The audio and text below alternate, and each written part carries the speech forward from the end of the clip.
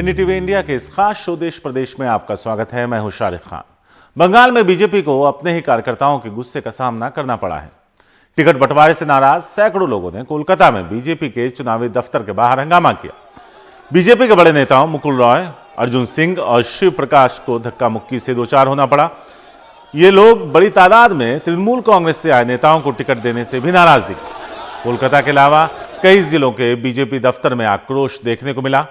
सिंगूर समेत हुगली जिले में 2 दफ्तरों पर कार्यकर्ताओं का जमकर गुस्सा फूटा।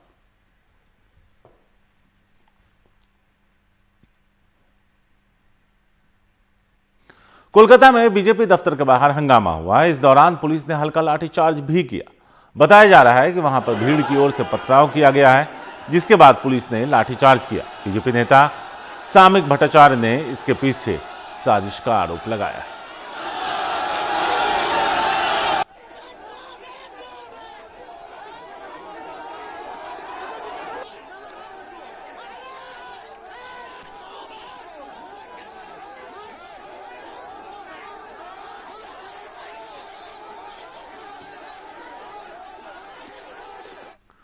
बीजेपी ने पश्चिम बंगाल विधानसभा चुनाव में पिछड़ी जातियों को अपने साथ लाने के लिए एक बड़ा दांव चलाया। पार्टी अध्यक्ष जेपी नड्डा ने ऐलान किया कि ऐसी जातियां जो ओबीसी आरक्षण से बाहर हैं, उन्हें आरक्षण देने के लिए बीजेपी सत्ता में आने के बाद आयोग बनाएगी। इन जातियों में महिषिया, तेली जैसी जातियां शामिल हैं। अपनी वोट के बैंक की तुष्टीकरण की राजनीति में ममता जी ने हमारे हिंदू धर्म के अन्य पिछड़ा वर्ग की जातियां जैसे महिष्य, जैसे तीली आदि का आरक्षण का अधिकार से उनको वंचित रखा कि नहीं रखा। अब हमारी सरकार आएगी, आयोग बैठाएंगे और आयोग बैठा करके मंडल कमीशन में जो जातियां लिखी हैं उनको सम्मान दे करके इन लोगों के लिए भी हम प्रयास करेंगे कि इनको भी मुख्य धारा में जोड़ा जाए। पश्चिम बंगाल में पहले चरण की वोटिंग के लिए सिर्फ 11 दिन बचे हैं। ऐसे में सभी राजनीतिक दलों ने अपना चुनाव प्रचार और तेज कर दिया है। मुख्यमंत्री ममता बनर्जी और यूपी के मुख्यमंत्री योगी आदित्यनाथ दोनों ने कल बांकुरा में अलग अलग इलाकों में रैलियां की। ममता बनर्जी ने कहा, बीजेपी चाहे उन्हें कितनी भी धमकियां देती रहे, अगर उसे यह लगता है कि मैं एक पैर पर नहीं लड़ सकती तो ये उसकी गलतफहमी है। मैं आप लोगों को कहना चाहूंगी कि बीजेपी जितना भी खतरा मेरे को कर सकता है करने दो, हम उसको कोई केयर नहीं करती हूँ। लेकिन एक बार जो हमसे टकराएगा वो चूर चूर हो जाएगा। যে আমার একটা পা ভেঙে দিয়ে আমি এক পায়ে খেলতে পারবো না, জানেন তো? নিহত বাঘের থেকেও আহত বাঘ আরো ভয়ঙ্কর। আমি এমন খেলা খেলবো এক পায়ে, বুঝতে পারবেন? আমার মা বোনদের দুটো পা তাদের সাপোর্টে আমি খেলবো, আমার ছাত্র যৌবনের দুটো পা তাদের সাপোর্টে আমি খেলবো, আমার কৃষক শ্রমিকের দুটো পা তাদের সাপোর্টে আমি খেলবো। আর খেলাও হবে, জেতাও হবে। पश्चिम बंगाल में अटकलें लगाई जा रही थी कि क्या सौरभ गांगुली बीजेपी में शामिल होंगे। वो तो सियासत के मैदान में नहीं उतरे, लेकिन रक्षा मंत्री राजनाथ सिंह को प्रचार में गांगुली के सिक्सर की याद आ गई। सौरभ गांगुली को सिक्सर मारते हुए देखा है कि नहीं देखा?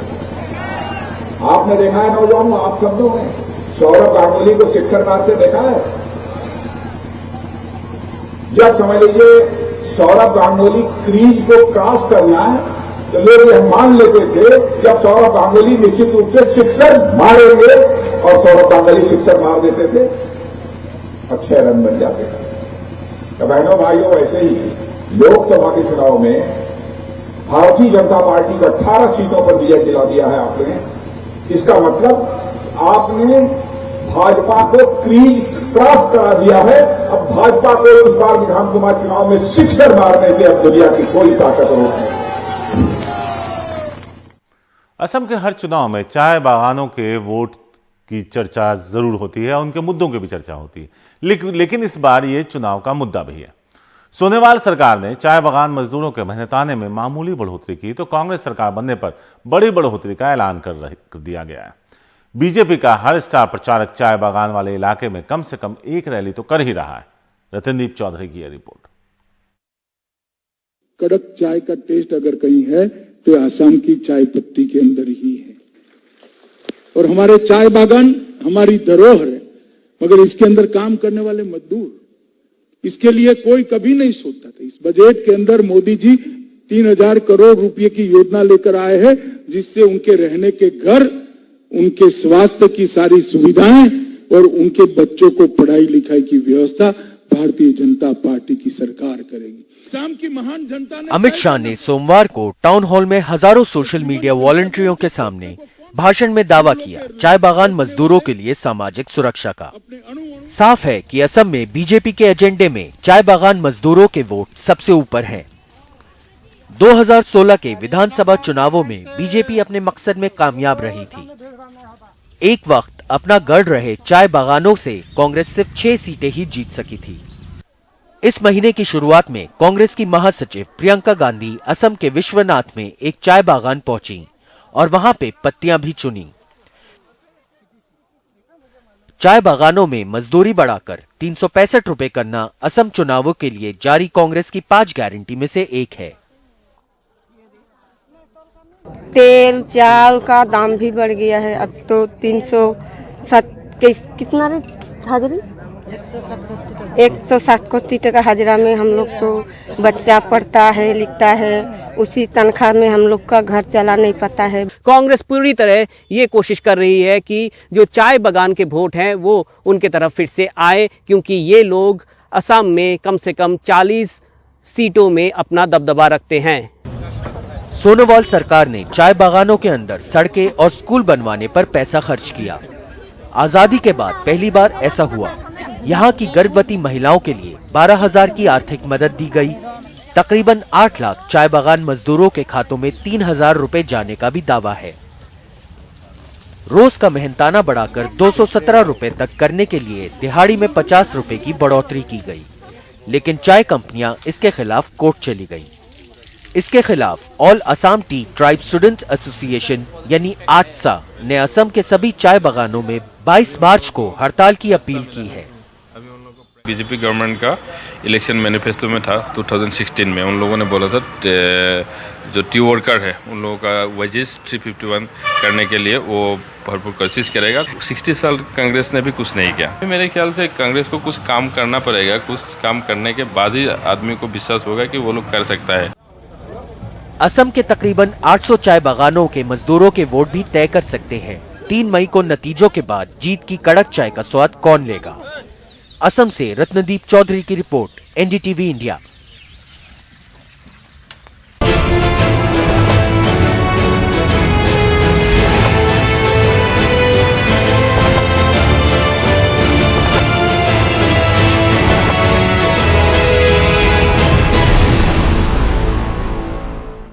को पावर्ड बाय गोल्डी हल्दी पाउडर, गोल्डी मसाले जहां जाए रिश्ते बनाएं।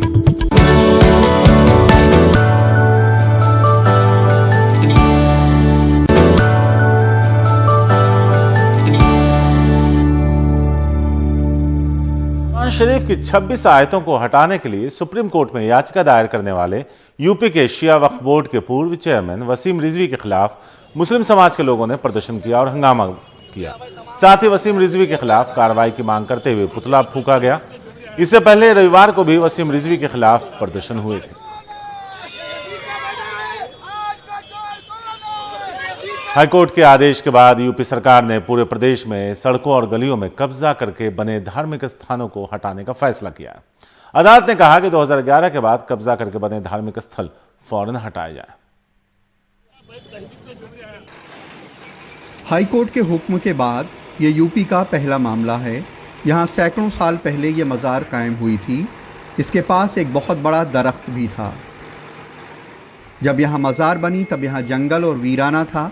अब यहाँ घनी बस्ती है और एक हाईवे से भी ये सड़क जुड़ती है। ऐसे में पूरे वक्त रास्ता जाम रहता था। उद्देश्य यही है, हम लोग प्रयास यही कर रहे हैं कि ऐसे जितने भी स्थल हैं वहाँ पे जिस भी धर्म के जिस भी समुदाय का वहाँ पे जो स्ट्रक्चर है वो है, उनके साथ बैठ के, उनके धर्मगुरुओं के साथ बैठ के आपसी सहमति से जो जगह वो बताएं वहाँ पर इसको हम लोग सम्मानपूर्वक स्थानांतरित करें और सबकी सहमति से ही ये कार्य हो। अब मज़ार को काफ़ी गहराई से खोदकर पास की एक ईदगाह में शिफ्ट कर दिया गया है। इसके लिए प्रशासन ने मज़ार के मानने वालों से कई दौर की बातचीत कर उन्हें इसके लिए राज़ी किया। फतेहपुर की जनता ने सबसे पहले, उत्तर प्रदेश में हमको लगता सबसे पहले ये हुआ, उसका अनुपालन हुआ। हिंदू मुस्लिम एकता का प्रतीक फतेहपुर शुरुआत से रहा, उसमें दोनों पक्षों ने मिलकर बढ़ चढ़ कर सहयोग किया। सड़कों पे बने धर्म स्थान हटाने का आदेश पहले सुप्रीम कोर्ट भी दे चुका है और हाई कोर्ट भी। हाई कोर्ट की लखनऊ बेंच ने 24 तारीख को मामले की सुनवाई करते हुए सरकार से पूछा कि उसके आदेश पे क्या अमल हुआ, उसकी रिपोर्ट 17 तारीख को दे। हाई कोर्ट के आदेश में लिखा है कि 1 जनवरी 2011 के बाद बने धर्म स्थान फौरन हटा दिए जाएं। 1 जनवरी 2011 से पहले के धार्मिक स्थान उसके मैनेजमेंट या अनुयायियों की जमीन पर शिफ्ट हों। ऐसा संभव ना हो तो उन्हें हटा दिया जाए। लखनऊ के नेहरू क्रॉस इलाके में यह मंदिर चौराहे के बीच बना है। पहले यह बहुत छोटा था, धीरे धीरे बहुत बड़ा हो गया। रास्ते में यह बड़ी रुकावट है। लखनऊ के लाल बाग की यह मज़ार भी सड़क पे है। आसपास के लोग कहते हैं कि यह सैकड़ों साल पुरानी है, तब सड़क पे नहीं थी।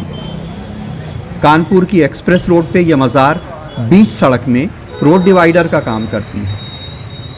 इसी तरह कानपुर के हर्षनगर रोड पे यह मंदिर बिल्कुल बीच सड़क पे है और नरौना में भी यह मंदिर सड़क पे ही बना है। जो कब्जे के आधार पर कराए गए हैं उनको तो हटना चाहिए। जो सैकड़ों वर्षों से चले आ रहे हैं मंदिर मस्जिद, उनको नहीं हटाना चाहिए, क्योंकि वो आस्था के बहुत बड़े केंद्र है। बाराबंकी में तो एक मज़ार शिफ्ट कर दी गई और उसके मानने वाले, उसके प्रबंधक इसके लिए तैयार भी हो गए। लेकिन ये एक बहुत बड़ी चुनौती है प्रदेश में हज़ारों की तादाद में सड़कों और गलियों में बने हुए धार्मिक स्थानों को शिफ्ट करना। बाराबंकी में सरफराज वारसी और कैमरामैन राजेश गुप्ता के साथ कमाल खान, एनडीटीवी इंडिया।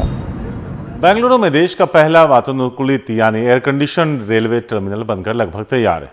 इसमें वो सारी सहूलियतें हैं जो आमतौर पर हवाई अड्डों पर यात्रियों को मिलती हैं। हर किसी को अपनी आंखों पर भरोसा नहीं होता कि ये करोड़ों जुगनुओं सा जगमगाता और रोशनी में नहाया रेलवे स्टेशन है। देश के इस पहले एयर कंडीशन्ड रेलवे टर्मिनल का नाम है sir M Visvesvaraya railway terminal. बाहर से ये जितना खूबसूरत दिखता है, अंदर भी सुविधाएं उतनी ही बेहतर है। टिकट लेने के लिए अपनी बारी का इंतजार हो या फिर ट्रेन का, कुर्सी के साथ ही चार्जिंग पॉइंट भी है, मोबाइल फोन या लैपटॉप चार्ज करने के लिए। मैं दुनिया भर में घूम चुका हूँ। यहाँ ये सब देखकर न सिर्फ बैंगलोर के लोगों को बल्कि देश के लोगों को गर्व होगा। महिला और पुरुष प्रतीक्षालय के अलावा वीवीआईपी लॉन्ज भी है यहाँ। 4200 स्क्वायर मीटर में फैले इस टर्मिनल का 900 स्क्वायर मीटर पूरी तरह वातानुकूलित है। कुल 7 प्लेटफॉर्म है और अनुमान है कि रोज 50,000 के आसपास यात्रियों की आवाजाही यहां से होगी। इसे अब फिनिशिंग टच देने का काम चल रहा है। हाँ, रेडी है, जस्ट इसमें कनेक्शन देगा क्या डायरेक्ट?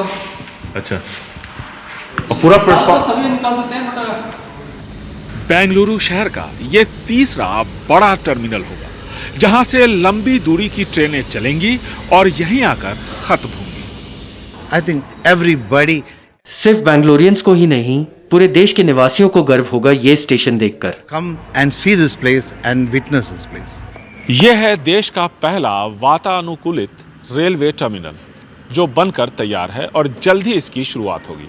काफी साफ सुथरा है और भविष्य में इसे साफ सुथरा रखने की जिम्मेदारी हमारी और आपकी होगी, क्योंकि हमें ही इसे इस्तेमाल करना है। बेंगलुरु से कैमरामैन गोविंद मूर्ति के साथ निहाल खिदवई, एनडीटीवी इंडिया।